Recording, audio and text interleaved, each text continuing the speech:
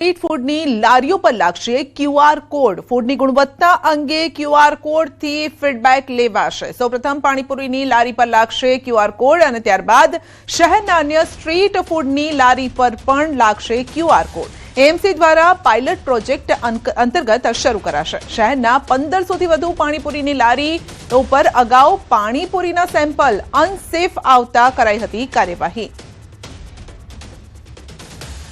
वो street food खाता હોય તો જે જાહેર જનતા છે એ લોકો પણ એકવાર ફીડબેક આપણને આપી શકે કે જે તે જગ્યાએ જે પીરસવામાં આવી રહેલું અથવા સર્વ કરવામાં આવી રહેલું ફૂડ કઈ જાતનું છે।